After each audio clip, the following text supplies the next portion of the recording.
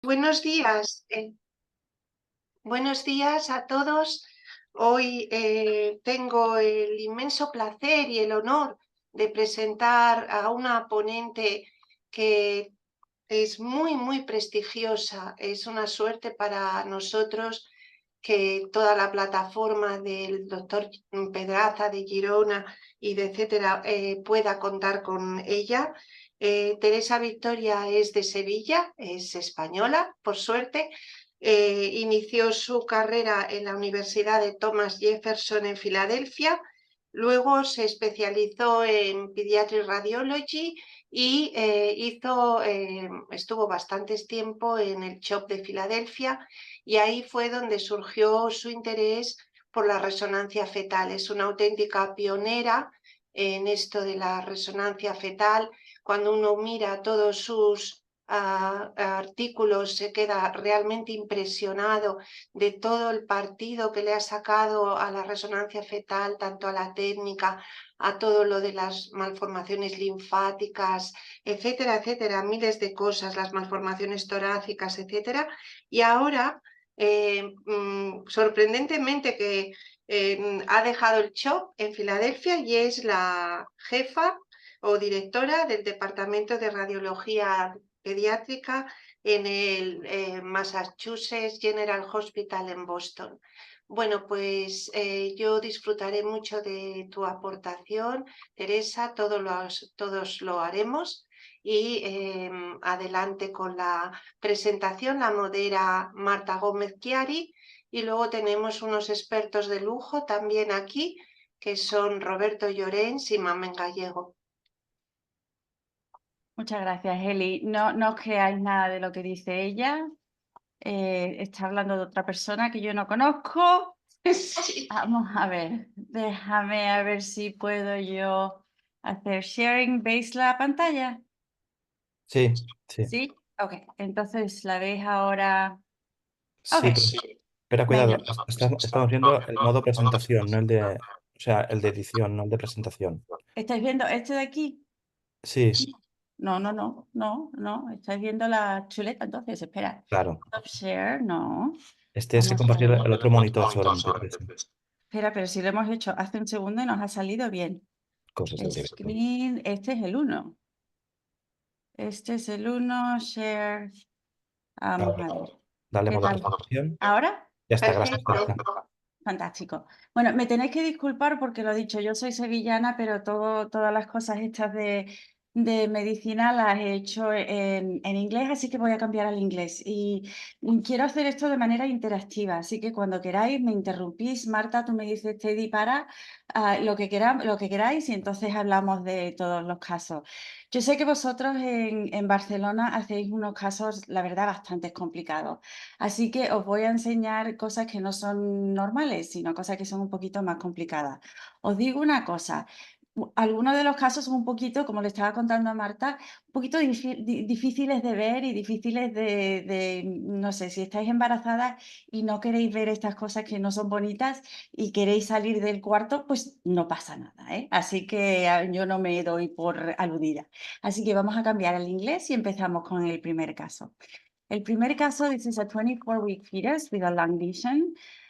We can see, I'm going to run through the video, and then these are the still images of the important findings. So if we go through this image, what we're going to see is that the heart is, this is a haste image.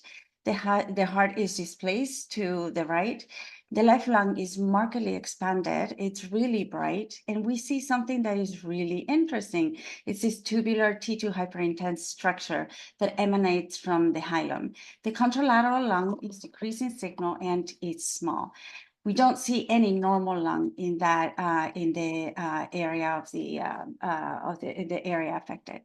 So if you were to name this lesion, would you say that this is chaos? Would you say that this is CPAM, congenital lobar emphysema, or bronchial atresia? And this is when things actually get really, really interesting. So if we go through it, let's see what this can be. This is in fact a bronchial atresia because there is a bronchoceal, a central bronchoceal over here with hyperexpanded distal lung. With chaos, we would see the same findings, but then the two lungs would be involved. CPAM, we would see cyst, and with congenital lobar emphysema, we wouldn't see the mucocele. So this is a bronchial atresia. This is a central bronchial atresia, which is due to atresia or stenosis of the proximal segmental or subsegmental bronchus, as you see over here. There is a blind-ended atretic proximal bronchus, so there's been some sort of atresia, some sort of vascular insult, and then it closes up. So that means that all of the fetal lung, all of the fetal fluid that is in the lung is supposed to come out, and instead of coming out, this is just like in a road. It goes through the bronchus, it goes through the bronchus right over here, but it stops because there is some sort of stenosis. It can't come out, so that lung becomes expanded by the presence of that fetal fluid that cannot leave. This is the mucocele that we form over here, and the distal parenchyma is hyperinflated. It's not really hyperinflated. You can't say hyperinflated when it's prenatally because it's filled with fluid and not with air. Most of the time, the bronchial atresias are going to be lower, just like in this case. There's an atresia, this is a bronchoceal, and then the distal lung becomes filled with air. And most of the time there are, you're going to see them prenatally. You're not going to do anything about it. Most of the time they don't have any mass effect. You just let it be, and then you resect it postnatally. But in the cases where you have a central main stem atresia, just like you have over here, those are very, very scary because the prognosis is not really great. So this is a central atresia. You can see the very distended bronchoceles, the very hyperexpanded ipsilateral lung, and then you can see that this fetus has ascites. So it's starting to go towards the pathway of hydrops. Let's go back to our case. This is a central atresia. This is the bronchoceal. This is a very distended lung, and we have ascites, so this is not a good sign. The CVR was really large, so the surgeons ended up giving steroids. The CVR actually ended up decreasing, so this is good. But then, on week 26, so this is 2 or 3 weeks after, CVR increases again, and this is a bad sign. The fetus was decompensated, developed ascites and mediastinal shift, and so it was decided to undergo a fetal resection. And with fetal resection, what you do is you take the baby out. Mom is pregnant, you open the uterus, you take the baby out, but just enough so that you can see the chest. You open up the chest, and then you take the lesion out, or whatever it is that you need to take out. Once that's done, you close the baby, you close the uterus, you close mom, and then you send the baby and the mom to bed rest for the rest of the pregnancy. And that's what happened until, so this was a fetal surgery. And what they did is pneumonectomy of the involved lung. The excise of bronchogenic cyst, it was a bronchial atresia. But there was something that was interesting about this case. There was persistent depressed cardiac fetal function during the surgery. So they had to give the baby fetal epi, blood transfusions, and they had to do fetal compressions, cardiac compressions that lasted 7 minutes until they eventually stabilized the fetus. So that was at week 26 or 27. And at week 29, we ended up doing a brain MR just to make sure that the kid was okay. So this is the only image that has what I want to show you. So it's a little bit off axis because it wasn't meant to be for the body. It was meant to be for the brain. The brain was fine, but there's something that is really interesting under the diaphragm. So one, there is a lot of ascites. Look at the liver. This is an abnormal signal in the liver. The liver is supposed to be homogeneous, hypointense in haste. But then look at this area over here. It's hyper intense. And when you go to T1, it's also hyper intense in T1 with compared to the rest of the liver. So that was kind of interesting. We didn't know what to make of it. The baby ended up being born at 32 weeks, premature rupture of membrane, APGARs of 1 to 5. The neonate could never be ventilated and then ended up dying on day 1 of life. But this was the very first image after he was born. And what was striking is, of course, the changes of pneumonectomy, small lungs, but look at the liver. And this is what had happened. This is what we saw in the fetal MR. The liver is completely calcified because during those 7 minutes of compression and the period of the surgery, it ended up taking a vascular hit, and it became very necrotic. So this was a bronchial atresia. Central atresias are usually not a good thing to have. They usually have bad prognosis. Let's go to the next case. I'm going to give you 2 seconds to look into this so that you can you can figure out what you think it is. And so let's talk about what it is. So in T1, there's a number of things that are bright. One of the things that are bright is going to be the thyroid. The other thing is going to be the liver and then the meconium. So this is in T1 sequence, this is a fluid sensitive sequence.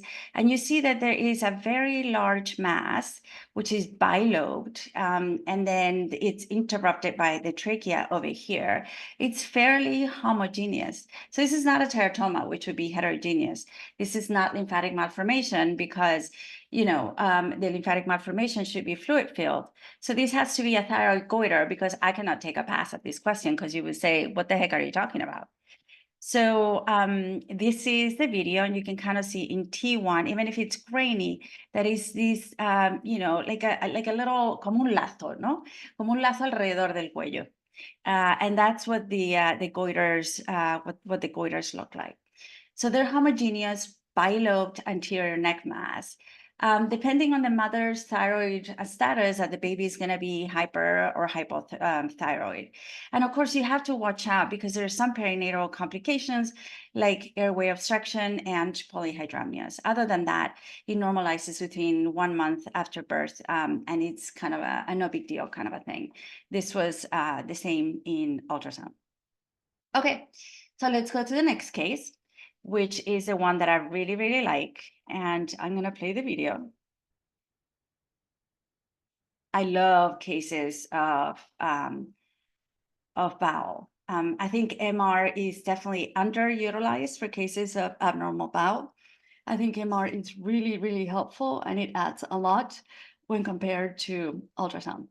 Okay, so what do we have in these cases? This could be jejunal atresia, volvulus, gastroschisis, or I don't know why I'm putting lymphatic malformation all over the place. Gastroschisis, it's not because there's nothing outside. Lymphatic malformation, it's not because they're not tubular. So we're left with 1 or 2. So let's go through what we have over here. But before we try to travel and then see what is over here, let's go through what the bowel looks like through gestation. At the very beginning, in the first trimester or early second trimester, the small bowel is not fluid filled. But then progressively, as the baby swallows, then it becomes, the bowel becomes actually filled with the amniotic fluid. The amniotic fluid is T2 high and T1 low. So it becomes fluid filled with the signal that would be appropriate for bowel. So this is a 19-week fetus. This is the liver. This is the stomach, and then it's a salt pepper appearance that I always call it. Now it's interesting because the meconium starts forming around, I think it's week 13. It's being formed throughout the bowel, from the proximal bowel to the distal bowel.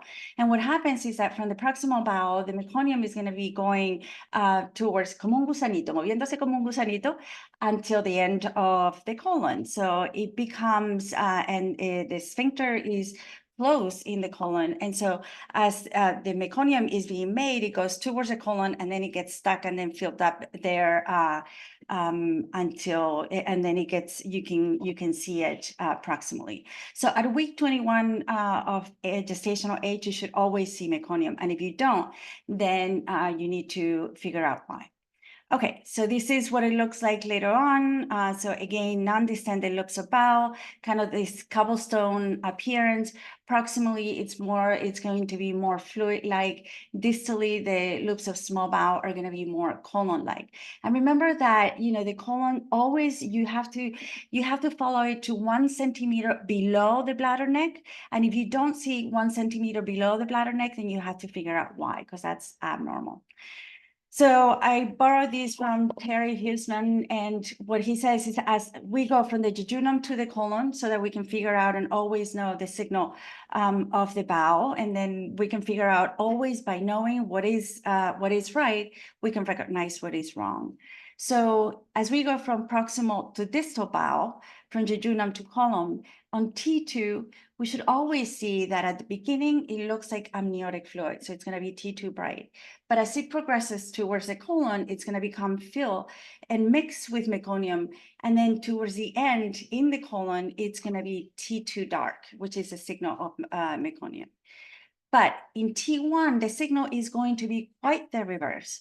So from the jejunum to the colon, at the very beginning, it's going to be fluid-like. So at T1, it's dark, whereas at the very end, towards the colon, it's going to be dark. So always have that in your mind, and then you can figure out what's going on.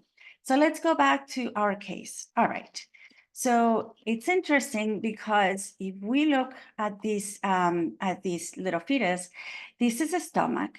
And then just imagine as if you were doing an upper GI. All right, so the contrast is going to come into the stomach, and then it's going to go into the duodenum, and then down the duodenum, across the midline, up towards the ligamenotrice. So this is like the perfect upper GI. Okay, so ligamenotrice in normal location, no evidence of malrotation. Fantastic. But then it gets to this point and it doesn't go anymore. It's completely obstructed.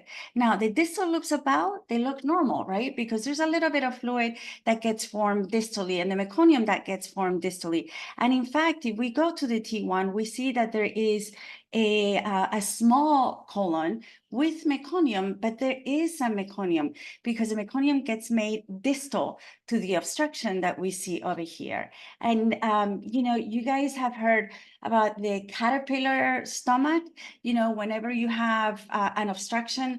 And so the bowel just keeps on pushing towards the, to bypass the obstruction. And so you see, this is kind of sort of the distended esophagus, a distended duodenum, trying to pass through this obstruction. So an obstruction at this point could be two things: jejunal atresia, or this could also be a volvulus. And in this case, this ended up being a jejunal atresia type 1. Now, like I said, bowel cases are always fun and mysterious. So I want to show you a couple more interesting bowel cases. This one was absolutely fascinating. So this is a fetus, is maybe a little bit dark, 25-week fetus. And then we have like a central cystic structure, right? But look at the appearance of the central cystic structure. This is a HASTE image, and it's intermediate. And then what is that, right? Here, let me just stop it right where it should be, right there. So we look in T1 and we see that this is the cystic structure, and it's in very close contact to this distended loop of bowel, right? It's right adjacent to it. And not only that, but it just looks like it's mixing with it, right? It's inserting into the cyst, which is really interesting. Here's another clip, this one with a little bit of motion, and it seems as if, you know, this loop of bowel is kind of distended, and then it kind of vierte los contenidos del meconium dentro de este quiste. And I'm sorry, I always mix the Spanish and the English. It's way more fun that way. And again, over here.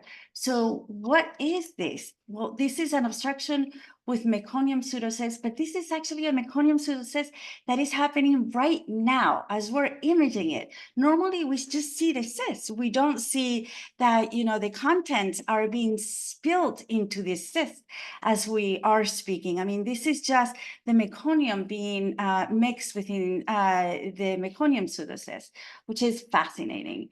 So this was a kid at birth. This was day 1. The loops of bowel, the proximal loops of bowel are distended. Distally, there's not a whole lot of air. The meconium pseudocyst is now fluid filled. We did a BE, and what we see is an unused colon.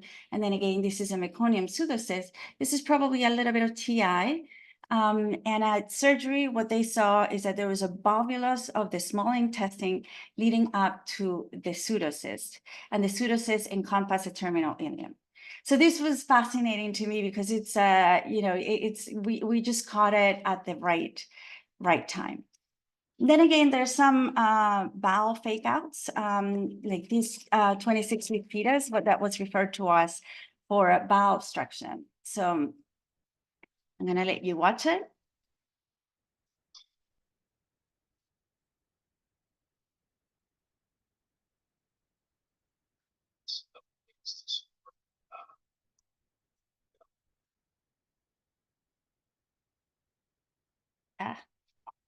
Come on.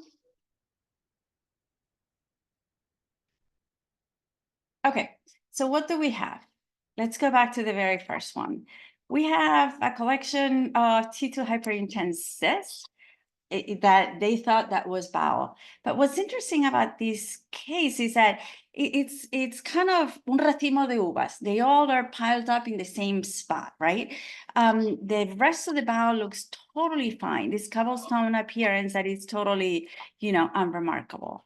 Over here, it's the same. The loops of bowel are totally fine.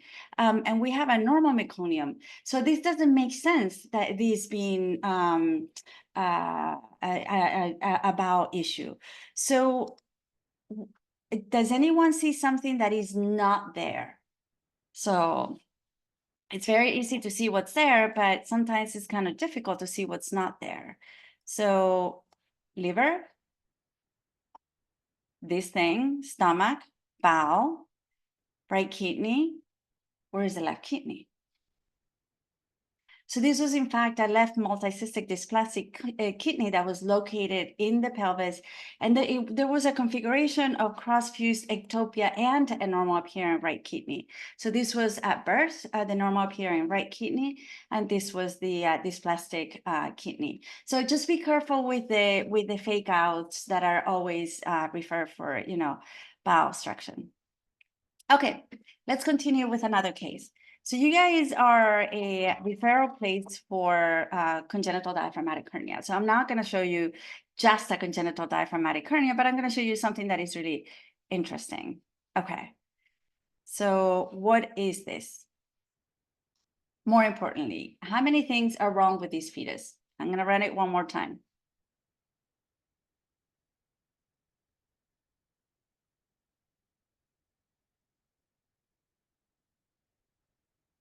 ¿Solo una cosa?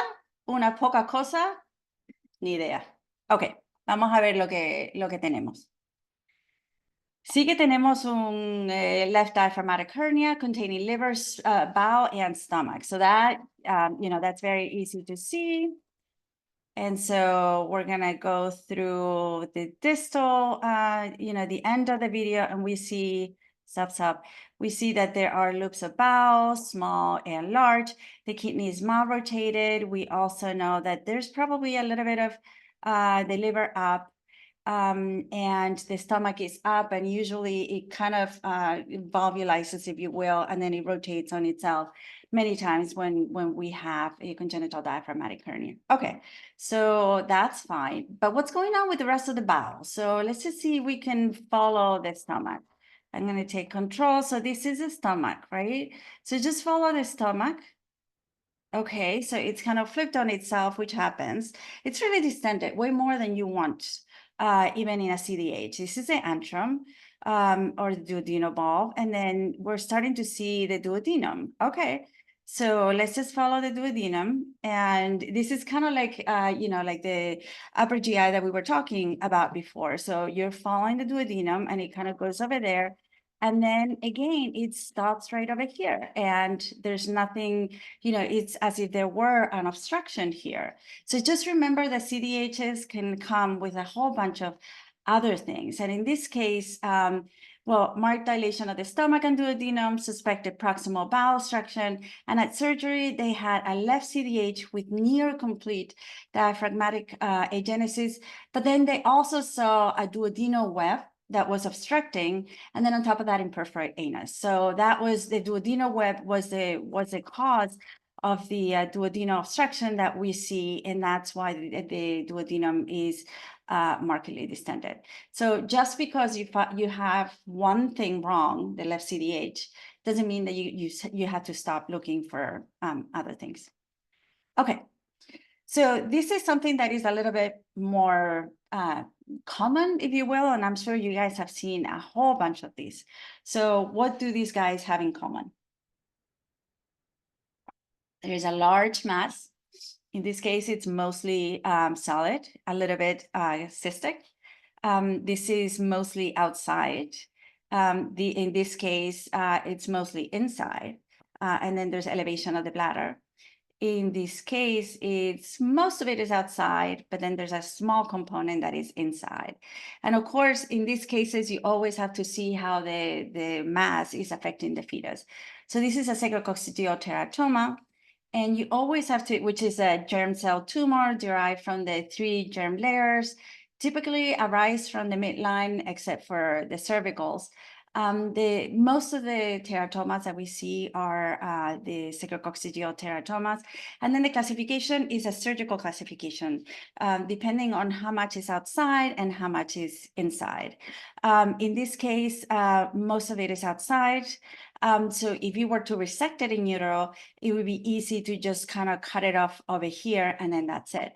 And I do have a video of this, which I will show at the very end, if we have time, of how that resection would happen. But when you have a sacrococcygeal teratoma, it's always very important to say, in addition to describing how much of the solid component, how much of the cystic component, how much is outside and how much is inside, you have to describe, does it go into the spinal canal?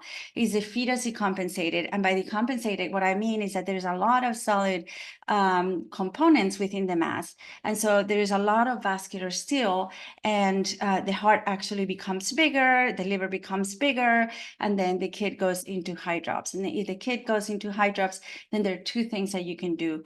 One is if the kid is less than, I think it's 28 weeks now.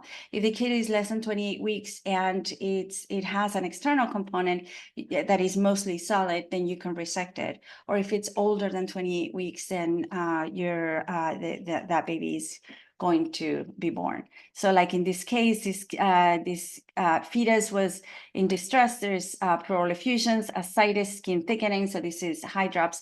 There is polyhydramnios, and this baby would decompensate. This is the baby that we're probably going to see if we have time, in a video of how they resect it. So this is an interesting teratoma, and I've shown this a couple times, a couple cases, and I want you to pay attention to the lower components and tell me if you see something interesting. Okay, did you see something interesting over here? Does it look like something? This is this component. What does this look like? This looks like little legs, right? And this looks like arms. And this looks like cervical spine. And this was a sacrococcygeal teratoma with a fetus in fetu, which is this, when it was born. So a double teratoma, if you will. This is a cervical teratoma, which, as we were talking about, they're off midline, but it's very similar to what we were talking about. You know, it's fairly solid with some cystic components. In these cases, what you have to really watch out is you have to watch out for the airway, because if there's no airway, then you can't, you know, the baby obviously is not going to breathe. And as the OBs are trying to figure out how to give birth to this kid, they have to make sure that they're going to have a way to ventilate him. And this was the kid when he was born, and this was a teratoma. This was actually a really sad case, an intracranial teratoma.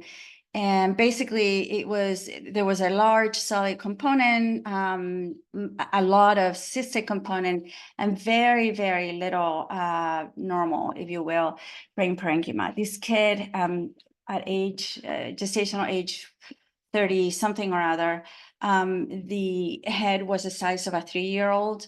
So when the baby was born, the only way that they could get the baby out is they had to drain the cystic component, and then the baby was born. But of course, it didn't live. This is an intraorbital teratoma. I'm not a neuro person. Ellie, come to the rescue, because I'm not a neuro person, but you know, it's kind of quite striking. And this was the kid afterwards. All right, let's go to a rather complicated case. This was a case that was built as a sacrococcygeal teratoma. We can see that in the ultrasound, the first toe is a little bit biggish, and then there is sandal deformity. We also can see that some of the components in the chest wall are going to be cystic, as we can see in the ultrasound. So, all right, so let's just look at the video. Let's run the video one more time and then see what we can see. We can tell pretty much right away that this is not a sacrococcygeal teratoma. So, okay, so this one I used as one of the RSNA case of the day. So I just pulled it from the RSNA case of the day. And what we could see is that there's an extensive transspatial T2 hyperintense abnormality that is centered in the right abdomen, extending into the retroperitoneal space and the subcutaneous soft tissues, but not only within the subcutaneous soft tissues of the abdomen and retroperitoneum, it extended into the thigh and into the mediastinum. So this is the mediastinum, and this is the mediastinum. And what was interesting is that some of these components were containing fat, because in T1 it seemed to be bright. In ultrasound, we see an overgrowth of the fetal first toe, and then we saw all of these cystic areas with skin thickening, as I showed you in the ultrasound. This was the kid at birth, and you know, with time, he became all of these areas of cystic degeneration and fluid within the back actually became much bigger, but you can kind of see the deformity of the toes. This was a kid on day of life number 2. And so we can see that there is extensive lymphomatous degeneration of the right side of the abdomen, and the back. It actually infiltrated within the abdomen and within the subcutaneous soft tissues. There was overgrowth of the lymphomatous structures, and this is, as I'm sure you guys know, this is Clove syndrome. And Clove syndrome, I don't know who came up with the name, but it's a worse. Congenital lymphomatous overgrowth, vascular malformation, epidermal nevi, scoliosis, skeletal and spinal syndrome. So all of that comes up to Clove syndrome. And that's what this kid had. He had a lot of lymphomatous overgrowth, a lot of vascular malformation, and some skin deformities. He also had scoliosis. And this is one that I took from the literature. This is from Oscar Navarro, who always does beautiful, beautiful work. And so Cloves is a genetic disorder. It's because of a gain of function of the PIK3CA, which is one of the overgrowth syndromes, which everybody is kind of writing about. It seems to be the really hot subject of the season. And so you may have lymphatic malformations, venous malformation, epidermal nevus, hand and feet overgrowth, and then sandal gap toe deformity. So this is the reason why I showed you that ultrasound of the foot. Okay, this is the last image that I'm going to show you. This is kind of, when you see the postnatal, this is a little bit hard to take. So just, I will warn you, and then you guys can look or not look if you want. This was sent to us for a lung lesion.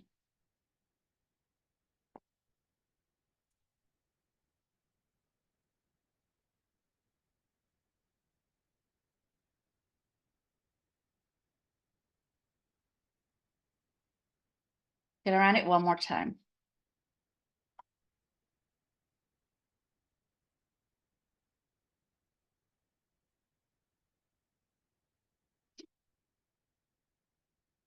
Okay, so lung lesion, yes, he does have it. There's a very large lung lesion.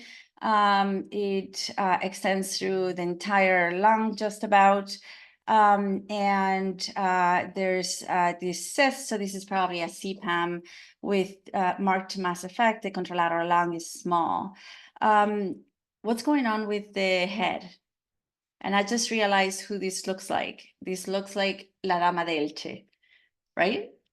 Okay, so La Dama de Elche is all of this overgrowth around the head, which is really weird. We didn't know what to do with this.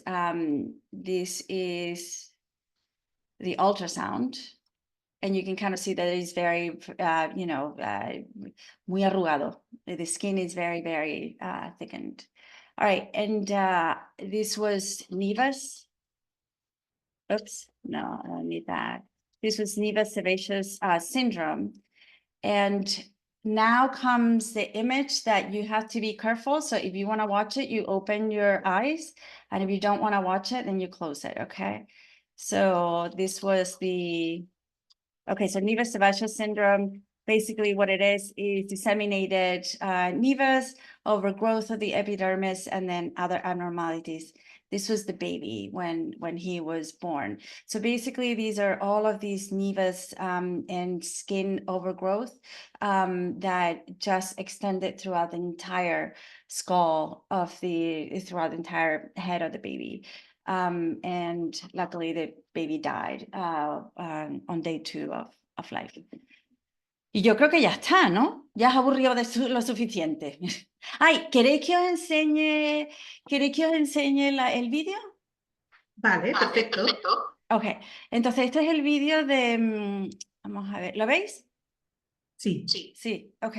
Este es el vídeo del chico que tenía un secrococcygeal y entonces más o menos lo que pasa es que tenía high drops, era muy chiquitito y no podían hacer. Entonces, como el componente del secrococcygeal teratoma era más o menos todo externo, pues entonces decidieron hacer fetal surgery, quitarle el componente externo y luego cuando el niño naciera siempre le podían quitar el componente interno. Entonces, esta es la madre. Están abriendo el útero, vamos a adelantarlo un poquito. Están abriendo el útero, aquí está el enano, veis las piernas del enano, sacan al enano, por supuesto tienen que paralizar al enano y a la madre. Entonces veis que estas son las piernas del enanillo, este es el Massive Secrococcygeal teratoma. Entonces lo que hacen es sacar al bebé hasta más o menos hasta el abdomen. Y entonces una vez tengan expuesto el secrococcygeal teratoma, lo que pueden hacer es, lo van cortando, vaya, ya lo han cortado allí, lo van cortando ahí poquito a poquito. Bueno, primero le tienen que poner un IV. So this is the guy putting an IV, this is el papel de aluminio protegiendo el IV. Siempre tienen que tener un ultrasound asegurándose de que el corazón del fetito está bien. Y luego este es el anus del fetito. Y luego lo que hacen es ponerle como un cord aquí y entonces más o menos como si asfixiaran la masa. Esta es la masa enorme y luego ya una vez han quitado esta masa tan enorme, pues lo que hacen es estabilizar al fetito, cierran al fetito, ¿veis? Esta es la pierna, esto es cuando ya tiene casi toda la masa quitada. Están quitando la masa, la están cortando como si fuera un beefsteak. Ya está, ahí la han quitado. Ahora cierran al fetito, cierran a la madre. Aquí veis las piernas del fetito, van a cerrar a la madre y luego cierran el útero y ya entonces mandan a la madre a bed rest hasta que nazca el enano. Y ya está, eso es todo lo que yo tengo para ofreceros. Teresa, muchísimas gracias.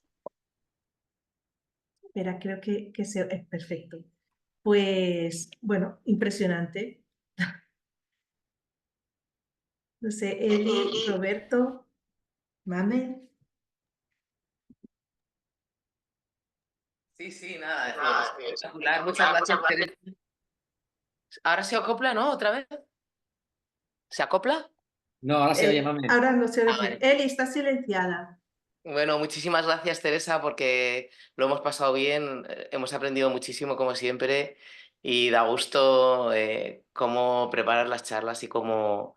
Bueno, estamos todavía impresionados. Yo estoy aquí con todo mi equipo, esa es la foto, pero están aquí porque no quieren aparecer. Y nada, muy bonita y muy aleccionadora. Nosotros hacemos muy poco abdomen aquí en el 12 de octubre. No suelen pedirnos, hacemos sobre todo neuro, la verdad. Entonces da Eso- gusto. Siempre nos dan ganas. Ya, yo también tengo esa sensación de que nos piden poco body en general y predomina mucho la neuro. Pero en el caso, por ejemplo, que tú has enseñado de la atresia yeyunal, ¿hay alguna modificación en el manejo de la gestación? Porque ves la asa dilatada, pero y ya la veías, creo, a las 25, 26 semanas, pero se esperó igual, supongo, a la edad normal, a término 40 semanas, ¿o no? Eli, lo que preguntas es que se hace una vez tengas el yeyuno a la trisha. Mm, Bueno, No, es que veo que en el teratoma tenemos la misma experiencia que a veces produce hidros fetalis y produce otras complicaciones y se adelanta el momento como de la cesárea o del, bueno, suele ser cesárea, pero en el caso, por ejemplo, de la atresia yeyunal, se confirma el diagnóstico, que eso ya está muy bien, pero ¿influye eso en el manejo ulterior de la gestación?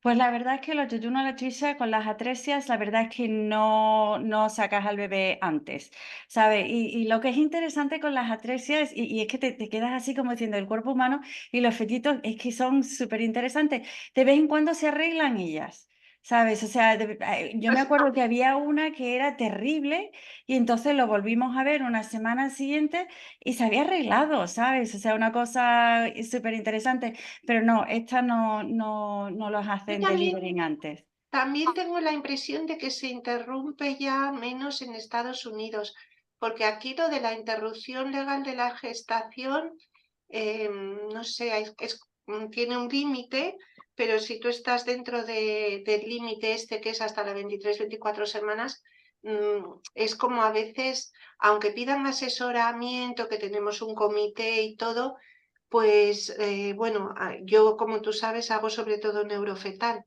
¿Interrumpen allí menos y confían más en la intervención y la cirugía fetal y todo esto? Estados Unidos es un sitio especial, digamos.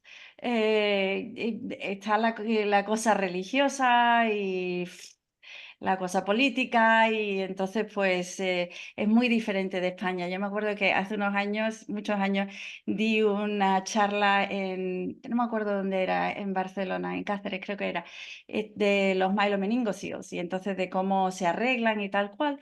Y un señor, la primera persona levantó la mano y me dice, pero tú eres tonta, ¿por qué haces eso? ¿Por qué no los abortan? Y yo, bueno, porque es que estamos en Estados Unidos, la cosa es diferente, Sí, ¿sabes? no, pero aquí pasa igual.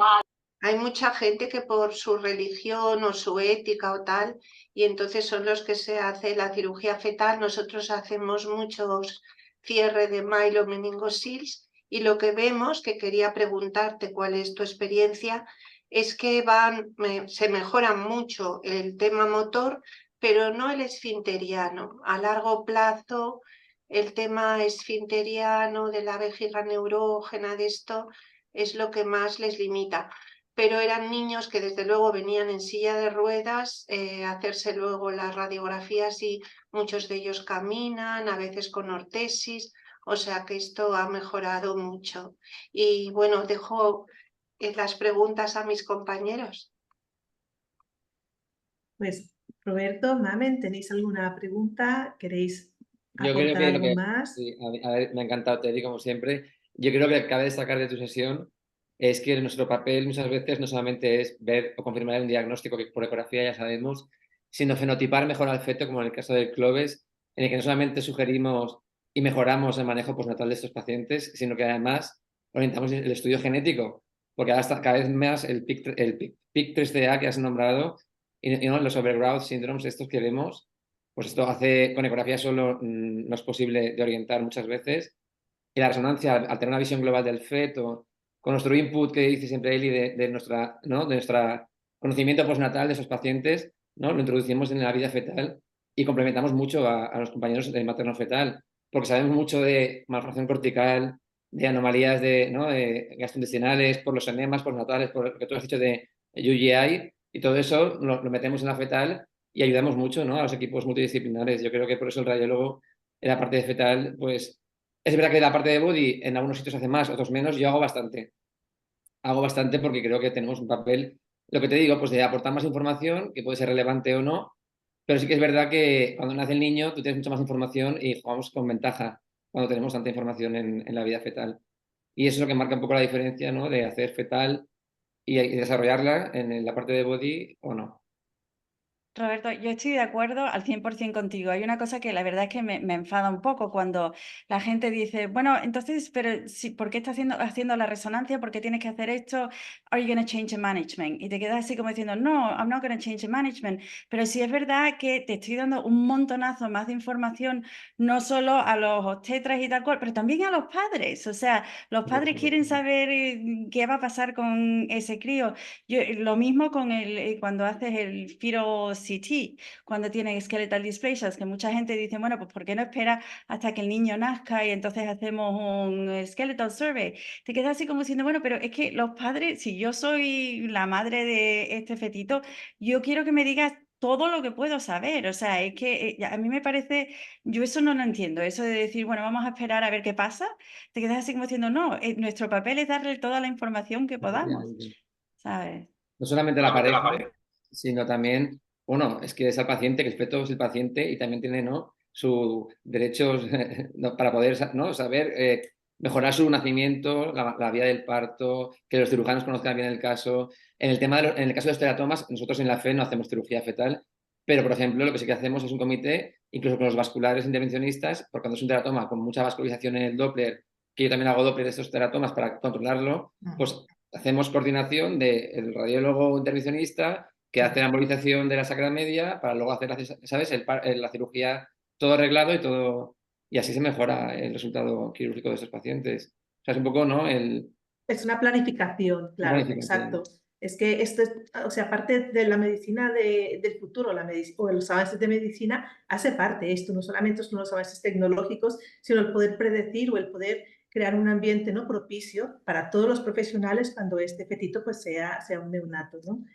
Bueno, y luego lo que ha comentado Teddy, muy importante, de la orientación genética. Exacto, Que la exacto. resonancia te ayuda porque, claro, es distinto cuando hacen los arrays, que muchas veces son negativos, a dirigirles un poco al gen que te parece, como el caso que has enseñado del Claro. síndrome de Cloves.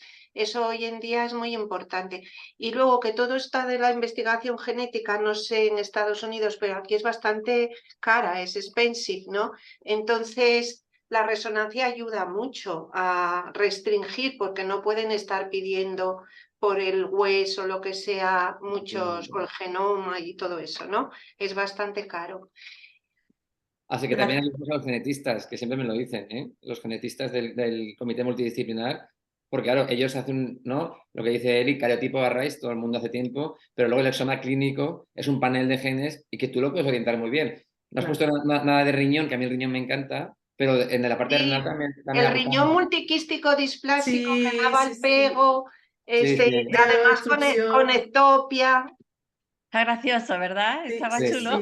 Estaba chulo, muy chulo, muy chulo. Todos los casos, sí. Teddy, tengo dos preguntas de la audiencia. Una, querían saber qué tipo de equipamiento, o sea, qué tipo de resonancia tenéis, cuántos Teslas y así cuáles son las secuencias básicas para el estudio del body fetal, tanto de tórax como abdomen.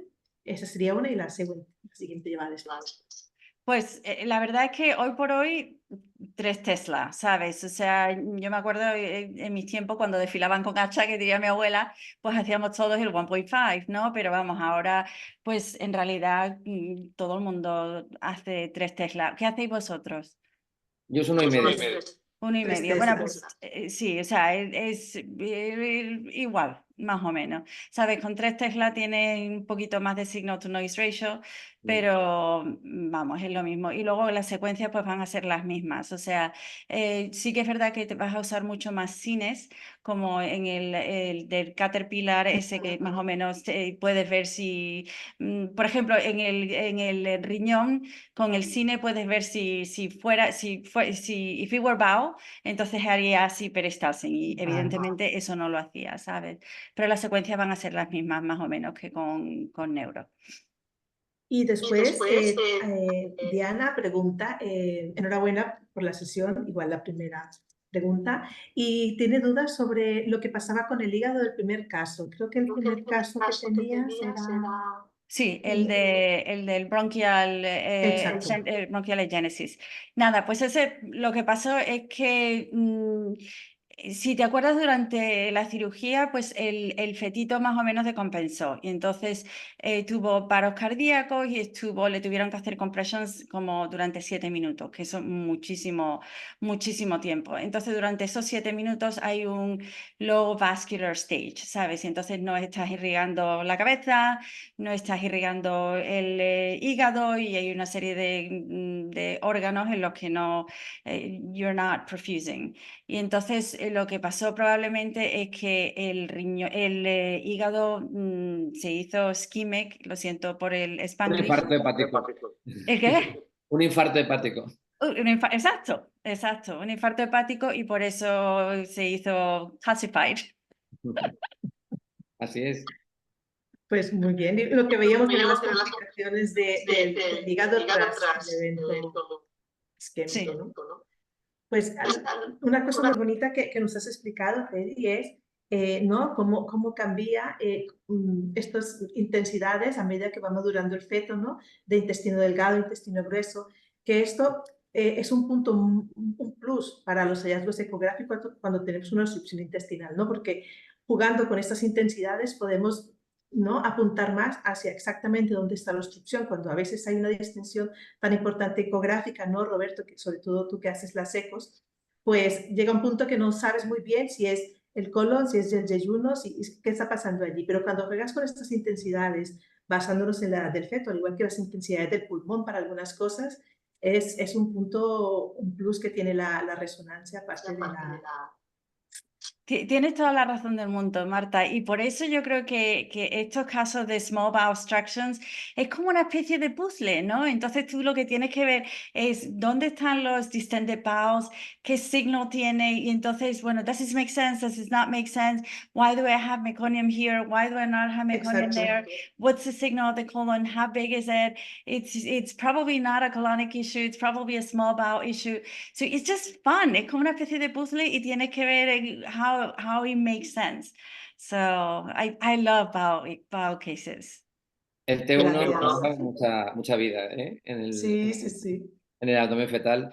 Por el tema yo les explico a los residentes que es como hacer un enema, ¿no? A un feto y haces las reconstrucciones MIP y 3D y tienes la representación del colon, ¿no? Exacto. Y aprovechando un segundo que está Mame en gallego, quería nombrar algo muy importante que sucedió el año pasado y que yo he tenido un caso recientemente, y es que si somos capaces de diferenciar, Teddy, te pregunto, si se trata de una obstrucción del intestino delgado, si es un hilio meconial asociado a fibrosis quística, que ya hay tratamiento prenatal y que los compañeros del 12 de octubre con el doctor Galindo ya han descubierto, ¿no? Hay un tratamiento que se puede dar a mamá y se revierte el hilio meconial.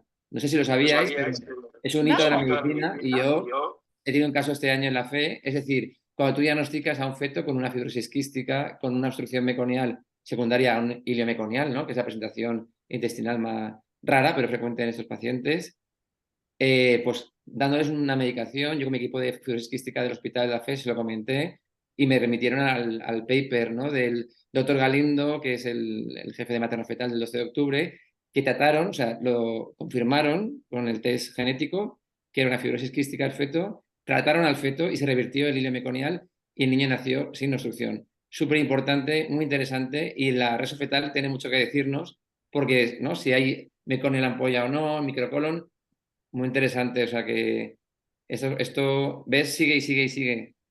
Oye, me tienes que mandar o el Sí. paper o el caso porque me parece alucinante, nunca lo No, había es que escuchado. parece ciencia ficción, pero es real, ¿eh? Y hay 2 casos en España y otros publicados y ¿le ves? Y eso, en la resonancia, podemos aportar información. O sea que Claro.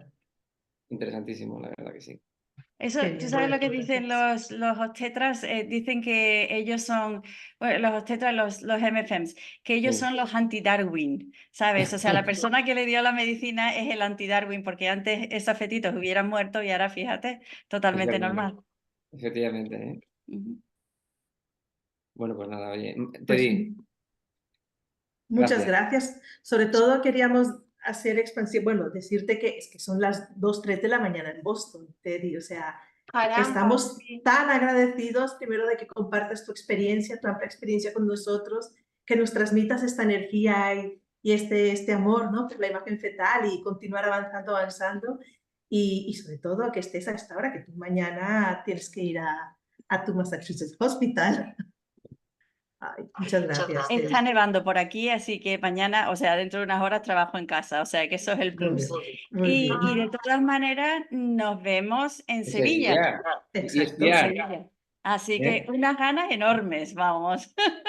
De verdad que Muchas sí. gracias. Muchísimas gracias a vosotros por la invitación. Muchas gracias, ha sido Muchas una gracias. lección. Ojalá se repita en un futuro. Exacto. No te preocupes, lo hacemos otra vez, pero a las 2 de la mañana no. La próxima vez a la hora del café. Cambiaremos la hora, exacto. Bueno, muchas gracias. Bueno, muchas A gracias. todos. Un abrazote, hasta luego. Adiós, Adiós, chicas. gracias. Adiós. Adiós, mami, Nelly, Marta. Adiós. Gracias. Chao. Adiós, adiós. Adiós, mami. Adiós, Dani.